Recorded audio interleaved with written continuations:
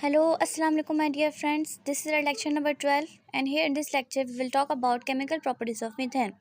So, let's start it. Basically अगर मैं आपको बताऊं कि केमिकल प्रॉपर्टीज़ मीथेन की क्या है, मीथेन कौन कौन से केमिकल रिएक्शंस को परफॉर्म करते हैं। मीथेन जो है ना, बेसिकली ये एक सिंगल बॉन्ड कंपाउंड है, ठीक है। और मीथेन जो है सिर्फ दो रिएक्शंस पॉसिबली परफॉर्म कर सकता है। पहला रिएक्शन है इसका सब्स्टिट्यूशन रिएक्शन और दूसरा है कंबशन रिएक्शन। ये दो ही पॉसिबल रिएक्शंस हैं जो कि मीथेन परफॉर्म कर सकता है। अच्छा, पहला है हेलोजिनेशन रिएक्शन। यहाँ पे क्या होगा, इस रिएक्शन के अंदर बेसिकली सब्स्टिट्यूशन होगी। कैसे कि ये जो आपको दिख रहा है ना, ये मीथेन ग्रुप, ये क्या होगा, जब ये सनलाइट में मतलब इसके ऊपर पास आउट होगी तो बेसिकली ये जो है ना एक मीथेन रेडिकल बन जाता है।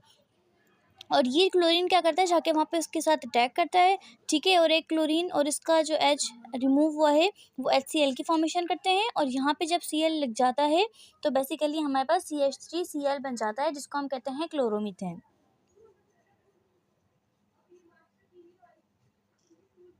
ठीक है। और ये हमारे पास HCl as a side product जो है हमें मिल जाएगा। Hope you getting. उसके बाद ये क्लोरोमीथेन दोबारा रिएक्ट करेगा क्लोरीन मॉलिक्यूल के साथ, ठीक है। जब ये दोबारा रिएक्ट करेगा क्लोरीन मॉलिक्यूल के साथ तो यहाँ पे दो मतलब Cl2 के मॉलिक्यूल अटैच हो जाएंगे। पहला तो एक था CH3 के साथ, एक और जब क्लोरीन ने अटैक किया तो डाइक्लोरोमीथेन बन गया। क्या बन गया? डाइक्लोरो।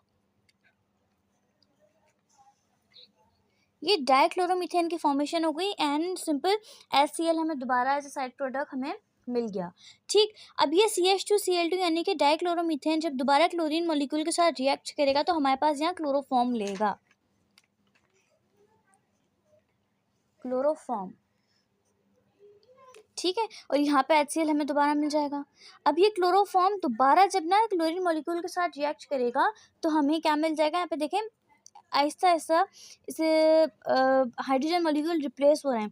फिर 4th है, फिर 3 हो गए, फिर 2, उसके बाद रिमेनिंग 1। ये क्लोरोफॉर्म में देखें 1H था, सिंपल वही वाला हमने क्लोरोफॉर्म उठाया, दोबारा से क्लोरीन के साथ रिएक्ट करवाया तो क्या हुआ, इस H को भी दोबारा से रिप्लेस कर दिया और यहाँ पे 4 क्लोरीन हो गए। यहाँ पे देखें किस तरीके से, तो इसको हम कहेंगे कार्बन टेट्राक्लोराइड।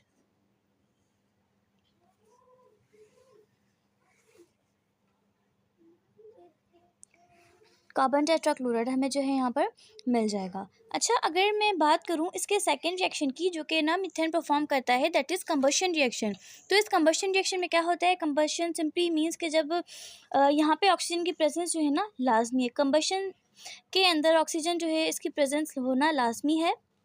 तो मीथेन जब ऑक्सीजन के साथ रिएक्ट करता है ना तो वहाँ पे हमारे पास कार्बन डाइऑक्साइड रिलीज़ होता है और H2O एज अ वेपर और गैसियस फॉर्म में हमें मिलता है।